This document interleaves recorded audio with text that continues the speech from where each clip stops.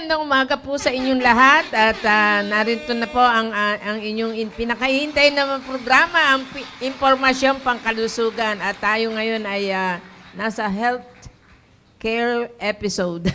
At maraming salamat at ayos naman ang ating connectivity. At siyempre po, maulan na umaga po sa inyong lahat. Mabagyo.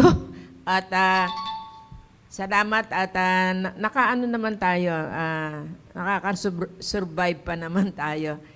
I hope na doon sa ibang lugar ay kayo rin ay nasa maayos na kalagayan. At siyempre, pabatiin ko muna ang ating ang guest speaker, Doc Eugene Mendoza. Once again po, magandang umaga po sa inyo pong lahat. Bagamat makulimlim, pero masarap ang temperatura natin ngayon. Hindi po maalinsangan, medyo malamig-lamig. Sigurado po na mahimbing ang inyong pagtulog po kagabi. Sabi nga nung iba, kahit walang electric fan, ang sarap matulog. Oh. Totoo yan.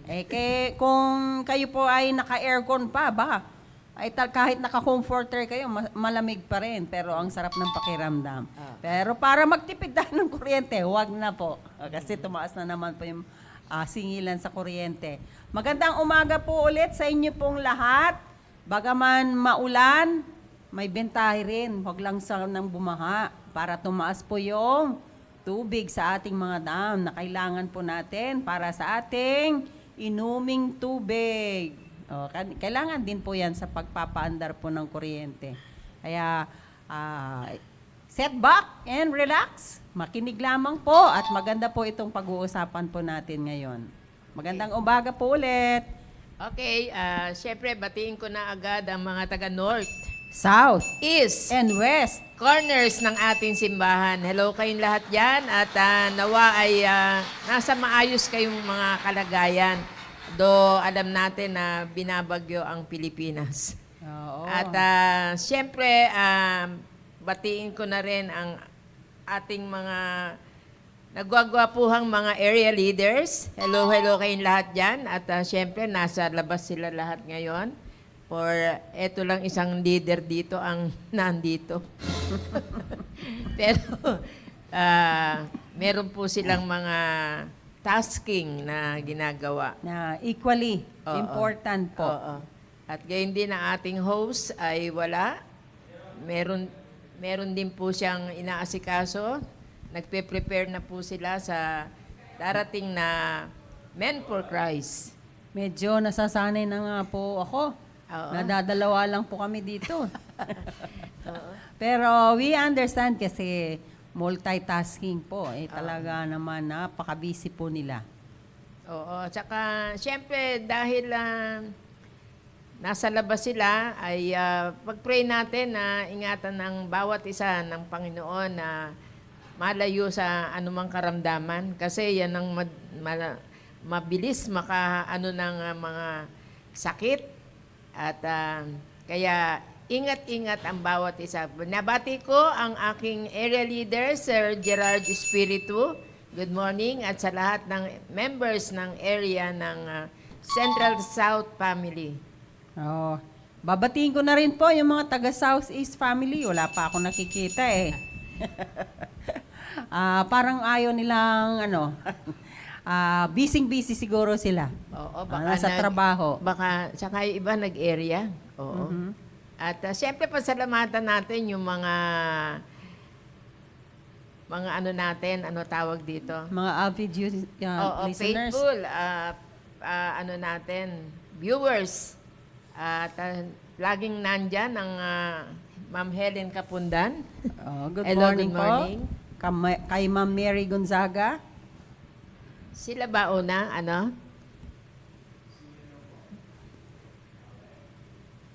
Pakitaas mo nga muna. Okay. Kay Ma'am Belia Quiñones. Si Julie nandyan. Kay Ma'am Linda Quiñones. Okay. Ma'am Cecil Ampig. Mary Gonzaga. Kay Sir Samuel Burse. Okay. Kay Ma'am Gemma Karampatanta. Kay Ma'am Celia. Oh, nandyan din si Eugene. Okay. So far, sila lang po muna. Walang bago, nabasa na po namin. Okay? Ano? Marami daw na Ay, nawala kami. Yung iba kasi giniginaw, hindi makaano yung kanilang mga daliri para mag-comment. mag-comment, oo. Sige po, magandang umaga po ulit sa inyo pong lahat. Invite din po kayo kasi maganda po ang ating topic ngayon. Talagang kailangan nating matagdag ng kaalaman tungkol dito sa sakit na to.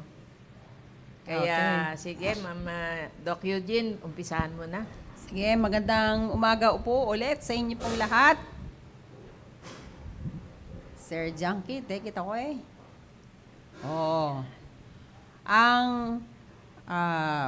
maging aware po tayo patungkol po sa ovarian cancer.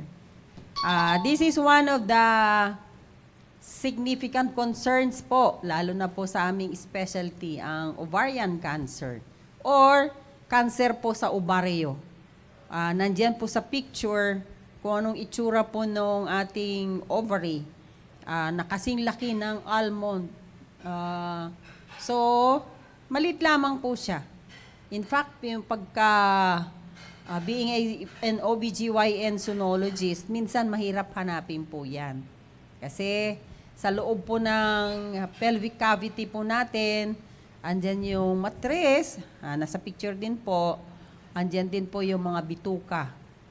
Nakasalansan po yan. At minsan, ay hindi mo basta-basta mahanap. Kahit nga sa aktual, pag nag-oopera po kami, talagang hahanapin mo yung ovaryo. Kung wala pong problema, napakaliit po lamang po siya. Pero, pag nagka-problema, ay talagang i-occupy niya pag hindi po naagapan ang buong abdominal cavity. Can you imagine? Yung maliit lamang po na kasing laki lamang po ng, kasi spherical, hindi po bilog. Ganyan po yan, pero napakaliit lamang po. Okay? Ayan. We are trying to explain just to let everyone understand. Pero kung sabi ko nga po, if you have some questions, you can always comment. Ovarian cancer is a growth of cells that forms in the ovaries. Yung dumadami po, yung pag-multiply, hindi lang po paglaki, kundi pag-multiply ng cells. The cells multiply quickly, napakabilis po, and can invade and destroy healthy body tissue. Pag sinabi po kasi natin cancer, of course, ang ating cells sa buong katawan natin ay we always produce or repair or mamamatay, so kailangan po mag-reproduce po ng panibago. Pero at a certain pace, PACE, yung time, hindi po kagaya ng cancer na talaga pong nagwawala. Mabilis po siyang dumami na pwede po niyang invade. Ano ba yung Tagalog sa invade? Yung lusubin. Tama. Yung lusubin at sirain po yung mga normal na cells po natin. Sa Tagalog kasi ang cells ay cellula. I don't know kung paano po nyo yon. Our body is composed of trillions of cells. So, kailangan pong mag-produce po tayo ng cells, pero sa normally, meron pong certain pace o gaano kabilis. At kailangan din po sasabihin na, ay tama na, this is enough. So, kung aging cells naman namamatay, so kailangan pong palitan. Or kung may nasira mang cells, ay pwede pa rin pong i-repair or pwede na rin po siyang tuluyang mamatay. Pero kaya ng katawan natin mag-produce ng panibago. Pero pagka ovarian o pagka sinasabi natin, tinutukoy natin ay patungkol po sa malignancy o cancer, yung mga cancer cells po ay mabilis pong dumami. Depende rin po kung anong klaseng cancer po yan. Meron naman pong slow growing cancers, meron po din pong talagang napakabilis na kung ma-diagnose in a few months or a year, ay hindi po nakakaya ng labanan po ng katawan natin. So, depende po kung anong klaseng cancer. The female reproductive system contains 2 ovaries. Dalawa lang po yung ovary natin, normally. Pero meron po tayong mga congenital anomalies, pwedeng iisa lamang po ang ovaryo, pwede rin pong more than 2. But normally, ay dadalawa lamang po yung ating ovaryo. Meron po ta sa kanan at sa kaliwa. One on each side of the uterus, yung matris natin. The ovaries, each about the size of an almond. Can you imagine? Hindi kasi po, hindi common sa atin eh. Yung Yung- pili. Pili. Pili nuts. Pili nut. Parang pahabang ganon, di ba? Siguro yung hindi patanggal yung kanyang case. Oo. Yung matigas na parte. O, pwede yon. Pero, hindi po makinis. Glistening white po yan. Malambot. At smooth po yung surface po niya. Kaya pag hinahanap po namin, it's a routine or SOP po sa amin pag nag-opera kami. Any kind of operation, CS man yan or gynecologic operation, ay before we close the abdomen, kahit CS po yan, ay hinahanap po namin yung 2 ovaryo.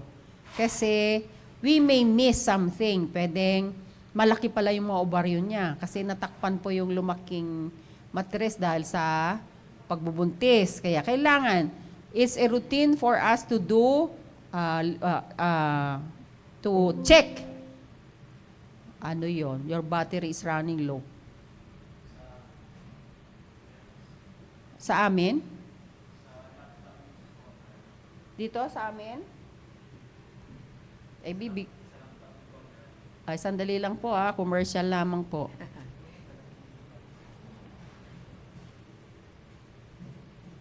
Saan nakakonekto? Dito. Abot ba? Saan ito? Sa gilid na. Doon din? O dito lang? Yan yata. Yan po sa tabi. Ito? Ito. Yan. Sa taas po. Yan. Yun.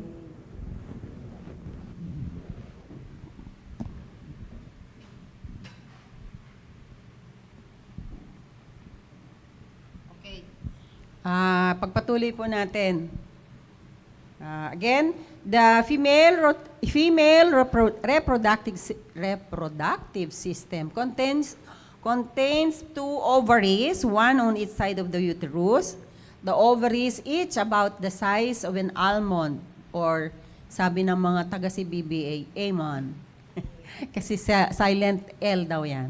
Parang si salmon o salmon or almond produce eggs or ova as well as the hormones estrogen and progesterone.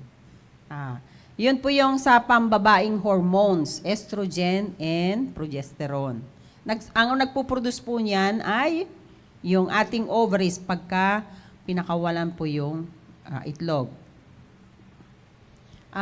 This is only for illustration pero hindi po ganyan ang itsura niya po sa loob. Hindi po parang suko na ako. Hindi. Nakalaylay po yan. Pero yung matris po kasi meron pong wala kasi pointer dito. Asan ba yung pointer dito, Sir Junkie? Yan. Ayan. Ayan. Ito kasi hindi nakataas. Nakalaylay po dito sa tabi. At hindi po nakakonect sa fallopian tube. Meron pong malaking mesosalpinx ang tawag dito. Nakasuspend po yung tubo. Ito yung fimbria. Nakasuspend lamang po dito sa tabi yung ovaryo. Ito nakalaylay po dyan. O, tapos, pagka naglabas po ng itlog, ibanggitin ko na rin, dito lalabas, nakaabang yung sperm po doon sa tubo para higupin ni fibria, doon po sila mag-fertilize. Pero, meron pong round ligament po dito na nagsususpend para hindi po babagsak yung ovaryo. Kasi kung wala yun, di babagsak dito pababa. Pero, ang matris po natin ay nakasuspend po dyan, magkabilang side, para hindi po maiba yung posisyon. Hindi rin po siya iikot. Kasi kung walang nagsususpend sa kanya, pwede po siyang umikot ng umikot. Can you imagine? So, yung ovaries din po natin ay nakafix po dyan. Nakafix po dyan. Pero yung kasing laki lang ng almond dito, ay pwede pong i-occupy niya yung buong abdominal cavity pag lumaki dahil po sa may problema. Even benign conditions ay pwede po yung mangyari na lumaki po ng husto. Pag sinabi po nating benign ay hindi po siya cancerous. Okay? So, ma-imagine nyo na po kung anong itsura po sa loob. Of course, dito sa loob ng abdominal cavity, sabi ko kanina, dapat nakafix si ovaryo at saka si matris kasi hindi lang naman yun ang laman ng ating pelvic cavity. Andyan po yung colon, large colon or large intestines. O, nandyan po yan, napakahaba po yan, nakasalansan po yan sa loob. Okay? Ano? Ang init. Sandali lang po Ang init eh. Yan. Ang init po. Sige. Ano po yung mga symptoms na hindi ko sabihin na inaabangan. Pero ito po yung mga simptomas, hindi lamang po iisa. So itong mga simptomas na to can also be manifested in some other diseases or malignancies. Kaya lang, pag pinagsama-sama nyo na po lahat ito, ay mag-isip na po kayo. Kaya lang, sabi nga, when ovarian cancer first develops, it might not cause any noticeable symptoms. Minsan, hindi mo namamalayan na meron ka na palang problema po sa ovaryo. In fact, meron po kaming naging mentor na obstetrician gynecologist, tapos nag-subspecialty rin po sa gynecologic oncology, pero sad to say, namatay po siya sa ovarian cancer. Ganun po yun. Yun po yung weakness po ng mga doktor. They tend to ignore at busy-busy sila, nagtitreat po sila ng mga pasyente, nakakalimutan nila yung sarili nila na meron na po silang nararamdaman, still they ignore only to find out na late na po sila. So, ganyan din. Doctors are not gods. Doktor lang po sila. Okay. So, pag narinig na ramdaman nyo po itong mga to, or meron po kayong mga kamag-anak o mahal sa buhay na nagsasabi na po ng mga ito, ay huwag nyo naman pong sabihin na may abdominal bloating po ako or swelling. Uy, naku, baka may cancer ka na. Huwag naman. Kasi nga sabi ko, pwede ka naman pong magkaroon ng abdominal bloating during pregnancy because of the effect of high estrogen and progesterone. So, sabi ko nga po, kung lahat po ito ay makikita po sa isang tao, ay talagang meron na po siya problema. So, abdominal bloating, yung kung hindi kinakabagan,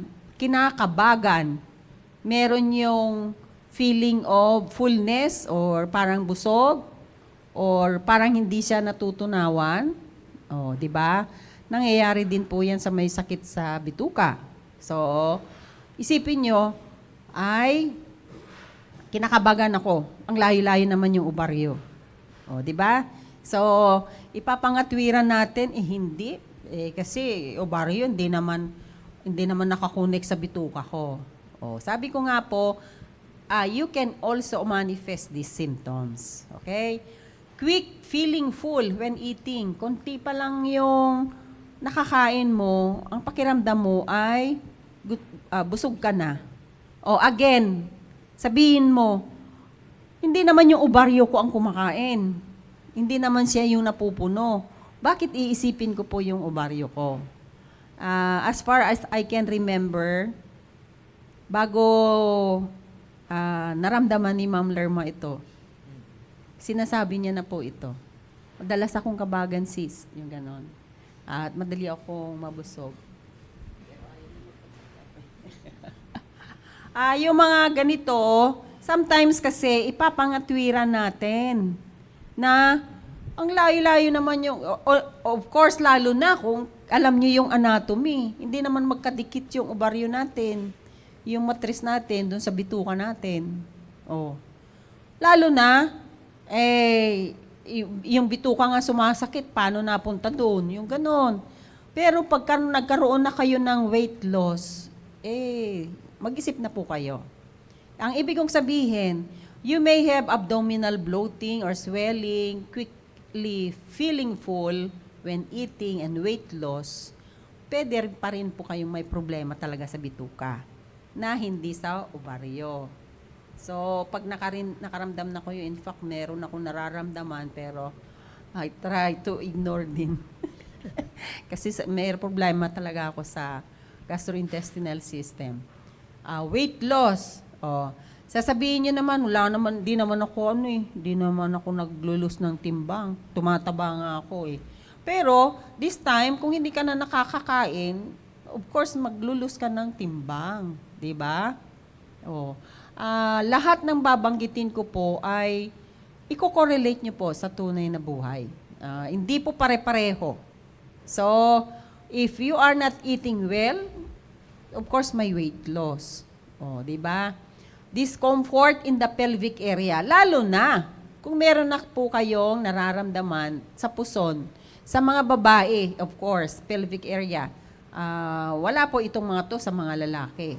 Exclusively kasi wala naman silang ovaryo at matris. So, tayo lang po mga babae magkakaroon po nito. Kung meron na po kayong hindi nyo po ma-explain o ma-describe kung ano po yung nararamdaman nyo po dyan. Kasama po itong mga simptomas na to. Meron kayong discomfort sa pelvic area na may kasama itong mga simptomas na to, magkaiba pa rin po yung dysmenorrhea. Discomfort din yun sa pelvic area. Pagka kayo ay nagre-regla, nagka-cramps po yan or annoying, yung andyan, alam nyo, parang mabigat, mayroong masakit, pero hindi mo maituro kung saan po yung masakit. Dahil nagkukontract po yung matris po niyan. Again, hindi po patungkol sa ovaryo yon. Okay? Fatigue. Madaling mapagod. Bakit? Para kung nauupos yung sabi nila or madaling mapagod or nanghihina. At lalo na kung makaramdam na po ng back pain, masakit na po yung likod. And of course, changes in bowel habits such as constipation. Bakit po? Ito na naman po. Bakit? May problema ako sa ovaryo. Bakit ako tinitibi? Kasi nga po, kung lumalaki na po yung bukol, naiipit na po yung mga bituka na hindi po maayos yung paglabas po ng dumi. And even frequent need to urinate. Lalo na kung naiipit na rin po yung pantog or bladder natin. So, kung magkakasama po lahat ng mga ito, mag-isip-isip na po kayo. Ibig sabihin, hindi na po biro. Kung sa reproductive ages ay sasabihin, nagdi-dysmenorrhea kasi ako. Pero kung kasama na itong mga simptomas na to, hindi lamang po simpleng dysmenorrhea. Okay? Sabi ko nga po, kung may katanungan po kayo as I discuss, yes, feel free to comment on the comment section so that we can answer your questions. And I hope I can give you the best answer. Ano po ang dahilan? Bakit tayo nagkakaroon po ng ovarian cancer or ovarian malignancy? It's not clear what causes ovarian cancer, though doctors have identified things that can increase the risk of the disease. Risk lamang po ito. Hindi po ibig sabihin na, kasi ganyan ka. It's only the increased risk, yung possibility na magkaroon ka ng sakit na to. Doctors know that ovarian cancer begins when cells in or near the ovaries develop changes, yung mutations po in their DNA, yung madali pong mag-iba. Pag sinabi nating mutate, hindi po yung normal. Pag sinabi nating mutation, mabilis din. A cell's DNA contains the instructions that tell the cell what to do. Yung DNA po kasi siya yung nagdidikta. Parang tao, DNA, siya po yung magbubuo ng buong isang human body na siya rin na nagsasabi kung gaano katangkad. Yun po, parang blueprint. Kagaya ni COVID noon, meron po siyang blueprint na sinusunod. So, kung magkaroon ka ng mutation, siya rin na nagbibigay ng instruction para anong gagawin ng cell. Okay? I hope you can get what I mean. The changes tell the cells to grow and multiply quickly. Pag mutation talaga mabilis. Creating a mass or bukol. Pag sinabi kasi nating tumor, bukol po yan sa Tagalog. Wala po kasing Tagalog translation po ng mass o bukol o tumor of cancer cells. The cancer cells continue living when healthy cells would die. Ganun po siya kabagsik. Na lumalaki po yung tumor, di ba sabi kanina, pwede niyang lusubin yung normal cell at pwede siyang patayin. So, siya po ay nakakasurvive, unti-unti niya pong pinapatay yung normal cells. They can invade nearby tissues and break off from an initial tumor to spread or metastasize. The medical term yung spread ay metastasize to other parts of the body. Pag sinabi po nating metastasize or there are some form of metastasis, hindi lamang po sa katabi. Pwede rin pong lumipat sa ibang body organ. Kasi nga po, banot po nangyayari ito. Kasi umiikot po yung dugo natin. Blood circulation. Umiikot po sa buong katawan natin. Meron din tayong lymph na nagdadala ng fluid sa buong katawan natin. Kung yung cancer cells ay napasama po sa dugo natin at pinili niya pong mag-stay po sa isang lugar, kagaya ng bakit po breast cancer, bakit napunta sa utak? Ganun po yung explanation nun. Dahil sa pag-ikot po ng fluid ng ating katawan, napapasama po yung cancer cells po doon at lalo na kung bumababa na po yung immune system, madali po siyang pumunta po sa ibang lugar at unti-unti pong lumaki. Pupunta sa utak, pupunta po sa liver, pupunta po sa bones. So, pag sinabi nating nag-metastasize na, ibig sabihin, it signifies worsening of your case. Yung progressive na po yung inyong cancer. So, pag nakarinig na po kayo nag-metastasize, ay ibig sabihin, kumalat na po yan sa ibang lugar. But take note, hindi nga po pare-pareho yung mga cancer. Marami pong mode of treatment na po ngayon. Okay? May iba't ibang klase po ng ovarian cancer, pero ito po yung tatlo ang pinaka-most common. Meron pa pong iba. Epithelial ovarian cancer. Ito po yung most common. This type is the most common. It includes several subtypes, including serous carcinoma and mucinous carcinoma. Itong mucinous carcinoma, ito po yung talagang pag nakaligtaan ay mabilis lumaki at talagang i-occupy niya at higit pa na mas malaki yung tiyan ng pasyente kaysa yung buntis. Mabilis po ito. Although yung serous, hindi naman po ganun. Pero depende pa rin po sa kung gaano na, yung gaano na katagal po yun, na pwede rin pong lumaki. At yung itong stromal tumors, these rare tumors are usually diagnosed at an early stage than all other ovarian cancers. Ito pong epithelial ovarian cancer ay nangyayari po, it can happen premenopausal and postmenopausal. Ibig sabihin, mas matatanda po mga pasyente na ito. Pero yung stromal tumors and germ cell tumors ay pwede pa rin po sa reproductive age group, pero these are younger patients.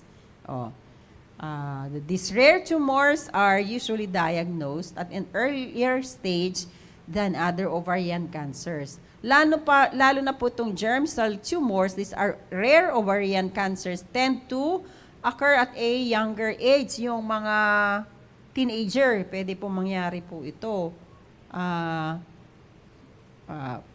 Pero can you imagine, natatanggalin po yung ovary po ng isang teenager.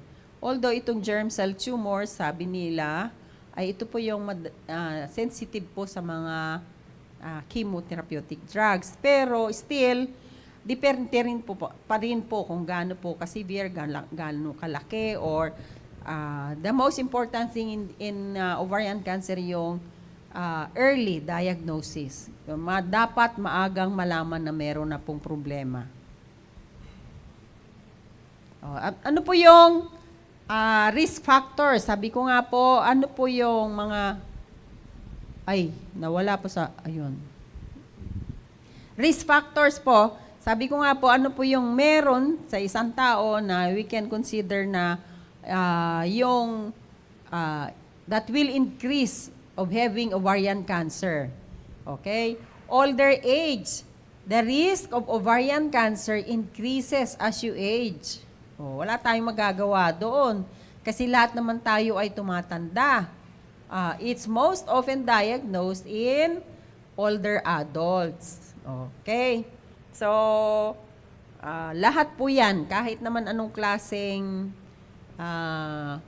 malignancy sa isang tao, ang risk po natin as we age. Habang tumatanda po tayo, hindi lamang po sa cancer, lahat po ng klase ng sakit ay dumadami pag tayo ay tumatanda. Okay? Isa pa ay inherited gene changes. A small percentage of ovarian cancers are caused by gene changes you inherit from your parents.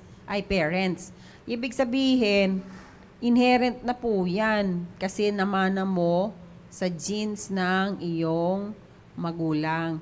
Pero sabi ko nga, risk lamang po ito. Hindi ibig sabihin na kung meron kang inherited gene changes ay asahan mo na magkakaroon ka ng cancer. Sino nga ba yung nagpatanggal ng breast? Nicole Kidman ba yun? Merong Angela Jolie. I'm not sure. Pero merong sikat na artista na pinatanggal niya yung pareho niyang dibdib kasi merong cancer po, breast cancer yung kanyang magulang at sinabihan siya na meron siyang 1% na probability na magkaroon ng breast cancer. So, pinatanggal niya po yung parehong breast niya para makaiwas sa breast cancer. Pero, for us doctors, that's not practical. So, again, yung nakaranas ako, nag-opera ako ng isang 13 years old na meron po siyang bukol. Of course, tinanggal po yung kanyang ovaryo. Hindi naman po cancer yon. Pero nung naging 16 years old po siya, ay nagkaroon po ulit siya ng bukol. Kailangan tanggalin yung isang matris niya, ay ng isang ovaryo niya, nung 13 years old siya. Kasi malaki na. Malaki na. Kasi 13 years old, minsan di natin papansinin yung mga magulang, hindi niya napapansin na lumalaki yung tiyan niya. Hanggang sa talagang bumukol. Eh, malaki na talaga yung bukol. So, hindi na ma-preserve yung kanyang ovaryo. So, tinanggal namin yung kanyang ovaryo. Oh. After 3 years, ay meron po ulit siyang ovarian mass. Ay, ang hirap i-decide po yon. Kasi, i-castrate mo na yung isang bata, 16 years old, natanggalan na siya ng ovaryo, tapos ngayon, meron na siyang cancer po. Ito, this time, ay malignant na po siya. Yun yung germ cell tumor. So, kailangan mong tanggalin. Pero ayaw ng bata. It's her right. Ayaw niya ng bata. Hanggang sa naging worsening siya, nag-chemo siya, and eventually, she died. Yun nga lang po. For us doctors, may mga pasyente na ganun, na you cannot do otherwise. Meron ka pwedeng gawin, pero hindi siya papayag. Iniiyangan siya ng mother niya, pero wala silang magawa. It's her right. Hanggang sa, sabi niya, mamatay na lamang siya. Napakagandang dalaga. Sad to say, ay hindi po siya Muslim po. Kaya nung namatay, agad-agad siya inilibing. Na hindi mo rin, yung looking back, yung mga panahon na yun, hindi pa ako marunong mag-share. Alam kong ligtas na ako, pero hindi pa ako siguro sa aking kaligtasan. Kasi nobody told me about it. Basta alam ko, tinanggap ko ang Panginoong Hesukristo, pero I don't know how to share what I have. So, namatay yung bata. Di ba? Yung mga kwentong ganon, ay we cannot control. Okay? Ano lamang po, kwento po yan. Pero hindi ko, storytelling totoo po yan. So, a small percentage of ovarian cancers are caused by genes changes. Okay? You inherit from your parents. So, again, hindi naman ibig sabihin to automatically na magkakaroon ka. Kasi small percentage. You can survive yung genes na yan kasi kailangan namang magkaroon ng changes ng genes mo para ma-stimulate yung cancer cell. So, ibig sabihin, pwede pa rin. Only it increases your risk of having ovarian cancer. So, kapag sinabi nyo na, magkakaroon din ako. Family history of ovarian cancer. If you have blood relatives who have been diagnosed with ovarian cancer, you may have an increased risk of the disease. Kung may kapatid ka, tiyahin, lalo na kung mother mo, ay meron kang possibility or higher risk of having ovarian cancer. Of course, kahit pa marami kang kamag-anak ka na namatay sa ovarian cancer, kung lalaki ka, di wala na kagad. Di ba?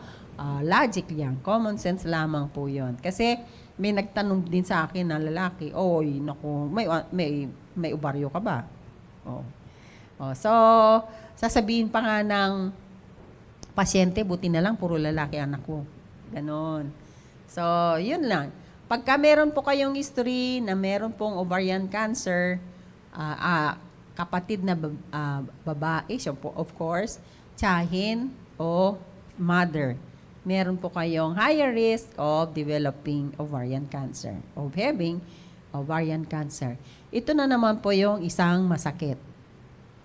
Being overweight or obese. Being overweight or obese increase the risk of ovarian cancer. So, palagi na nating pinag-uusapan, walang maibigay na maganda ang pagiging overweight or obese. Kasi hindi lang namang pong cancer yan. O, sila po yung tumataas ang blood sugar, tumataas ang blood pressure, and of course, yung self-esteem ba? Yung self-confidence. O. So, sana naintindihan nyo. Not to offend, no offense meant, pero it's always better to maintain our ideal weight. Although myself, I overweight po ako. Okay? So, hindi lamang po kayo. Pero pag sinabi na nilang overly obese, hindi naman, you cannot condemn you. Pero kaya binabanggit po namin ito kasi doble ingat po kayo. Oh. So, be cautious. Wala tayong magawa kung talagang nag-gain na po kayo ng weight. It's just that you should be more cautious. Okay? Postmenopausal hormone replacement therapy. Yan ang ibig sabihin nito. Taking hormone replacement therapy to control menopause signs and symptoms may increase the risk of ovarian cancer. Kasi nga po, pag sinabing postmenopausal, wala na po kayong, nagmenopause na po kayo. Kaya lang po yung mga simptomas ng pagiging menopausal woman ay hindi nyo matolerate kagaya ng hot flashes. There are patients who cannot tolerate hot flashes. Yung hot flashes po nila would occur several times of the day that they cannot tolerate their hot flashes.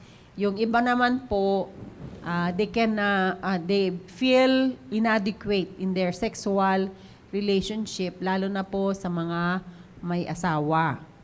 Lalo na kung yung asawa mo ay much younger than you are and now you are menopause. You reach your 60s and yung asawa mo ay more than 40 lang, they are usually sexually active, that you feel inadequate.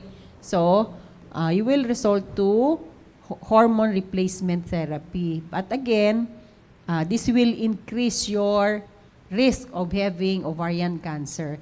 But of course, if you submit yourself for postmenopausal hormone replacement therapy, meron pong mga routine workups for you to prevent. Yung iba, siyempre po if you are receiving hormone replacement therapy, nagre-regla pa rin po ang isang babae. So, ibig sabihin, na-stimulate pa rin po yung ovaries natin. That's why you are more prone to have ovarian cancer. Pero of course, because of routine, laboratory, ancillary procedures, ay namomonitor po kagad. Kagaya ng menopause ka na, ay kumakapal po yung endometrium mo, nakikita po sa ultrasound. Okay? So, sasabihan ka, it's either your uterus will be taken out kasi menopause ka naman. Kasi, meron pong tanong dyan, Sir John. Pepe Lucas. Ano? Ako po dati may ovarian cyst. Sobrang laki ng natanggal na cystic, pati left ovary ko. Tinanggal na din. Thanks God at benign lang at hindi malignant. Ibig sabihin niyo po ay pareho na pong natanggal ang inyong ovaryo po. At saka ilang taon po kayo nung tinanggalan. Kasi nga po, sabi ko nga kanina, yung mga bukol ay hindi naman always malignant. Meron pong mga benign cyst, kagaya ng simple cyst, dermoid cyst, endometrioma. Benign po yon. At kung hindi naman po ganun kalaki, tatanggalin lamang po yung cyst at iiwan po yung normal tissue po ng ovary. Ang tawag po namin doon ay oophorecystectomy. Ibig sabihin, tinanggal lamang po yung cyst, iniwan po yung normal tissue ng ovary. Pero pag sinabi po natin, oophorectomy, tinanggal na po yung buong ovaryo kasama po yung bukol or cyst. Pag sinabi rin po nating cyst, usually po ito po ay benign. Pag mas marami po, kung naging solid po ay talagang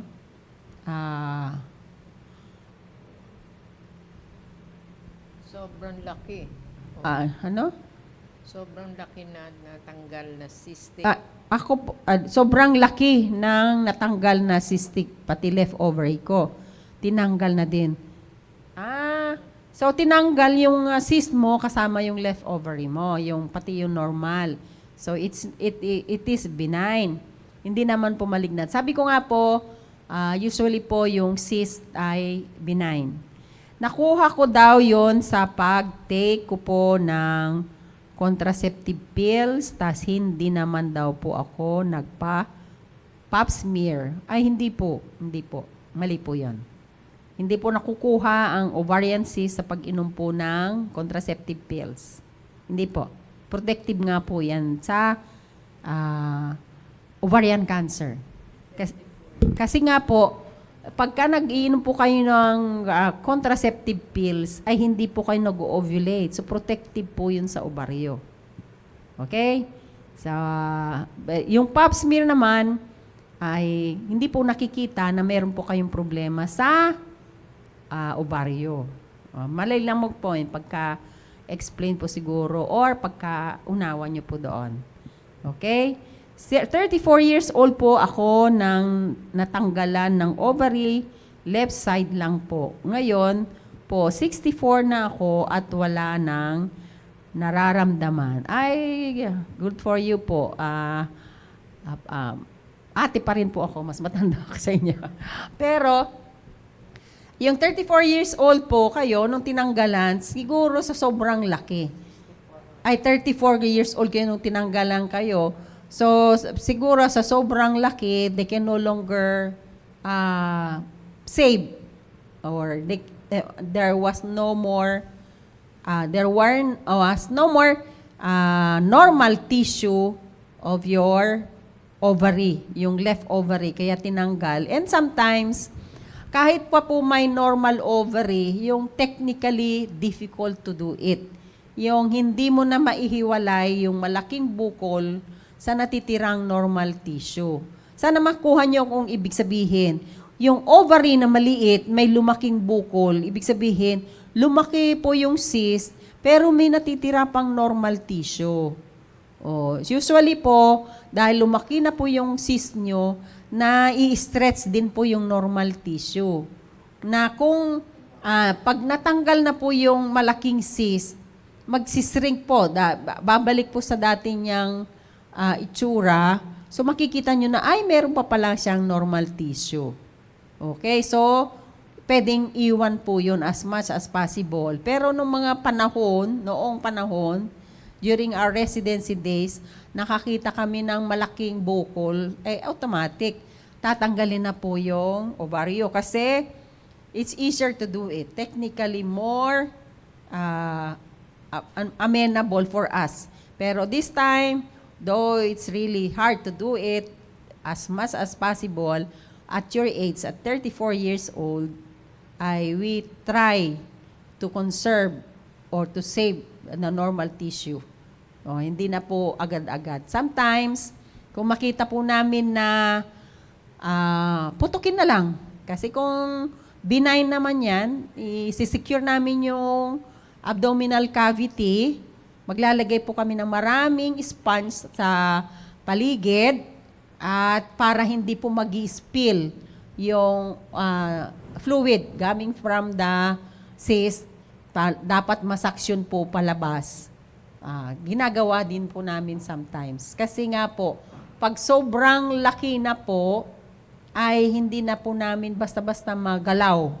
Dahil yung buong abdominal cavity ay yun na po, inoccupy na po yung cyst. So sometimes, if it will cause us technical difficulties in doing the surgery, we intentionally rupture the cyst. But of course, sabi ko nga po, it should not spill into the abdominal cavity. Kasi po, kung nagkataon na malignant po yon, you may cause spread of malignant cells inside the abdominal cavity. Okay po?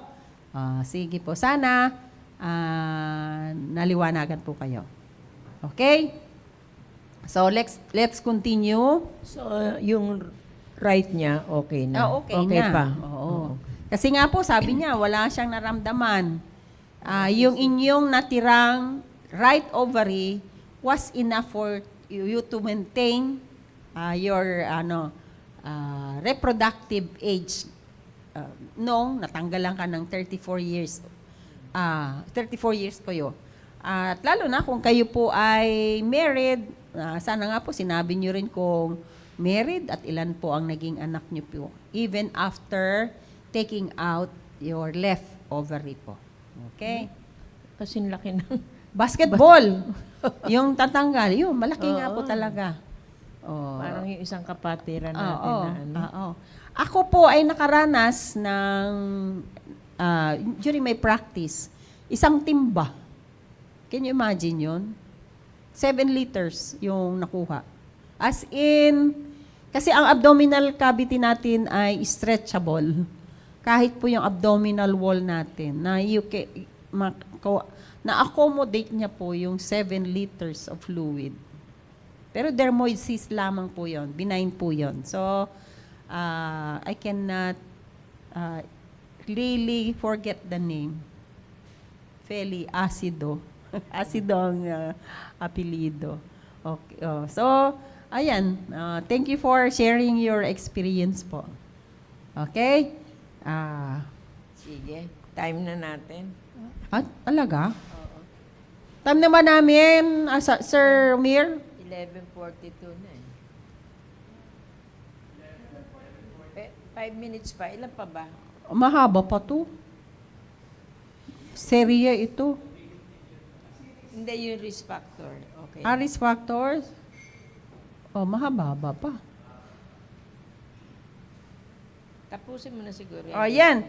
Itong isa pa, endometriosis is an often painful disorder in which tissue similar to the tissue that lines, mahabang explanation to eh. The inside of your uterus grows outside your uterus. O, di ba? Naintindihan nyo ba kagad yun? Mas maganda na i-explain na lang po natin sa sige. susunod na kabanata. Pwede kong ulitin po kasi yung risk factors para yung mga hindi nakapakinig ay ma-appreciate po nila. Okay?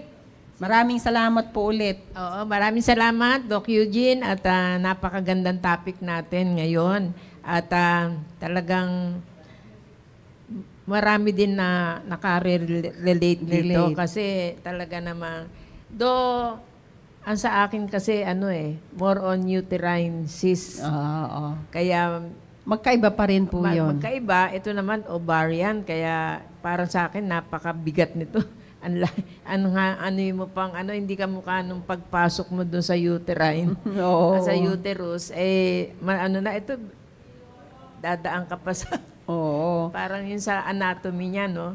Parang, Sa totoo lang po, pagka ganitong mga malaki na po, mahirap mo na pong ma-distinguish yung anatomy.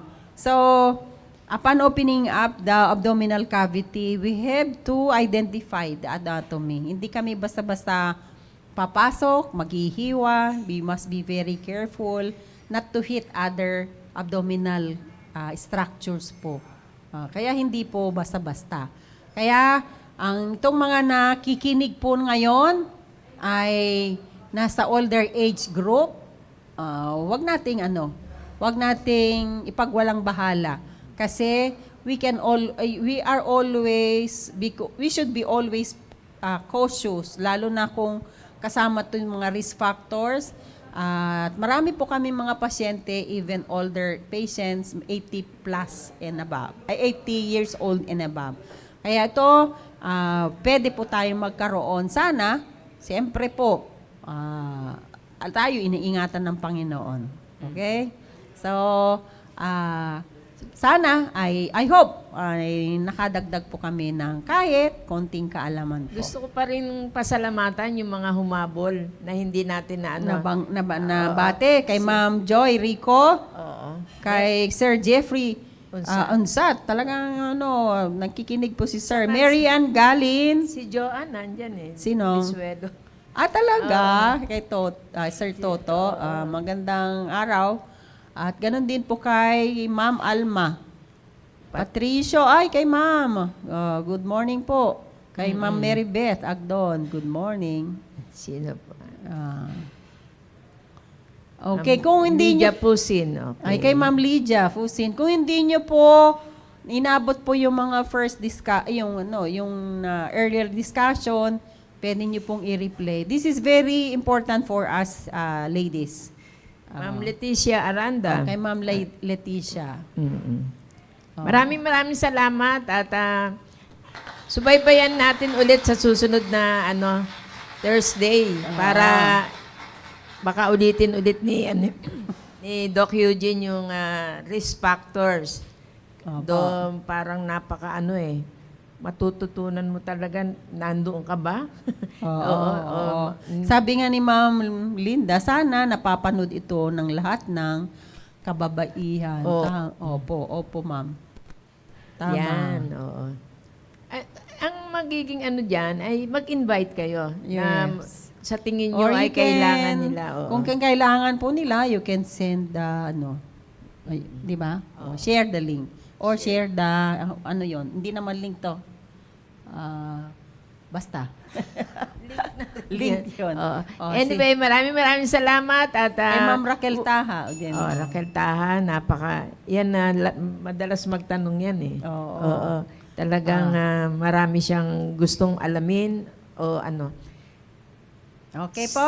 Wag mo na silang aalis. Huwag mo na kayong aalis dahil susunod na ang The Baptist Lunch. Magandang umaga po. Thank you po.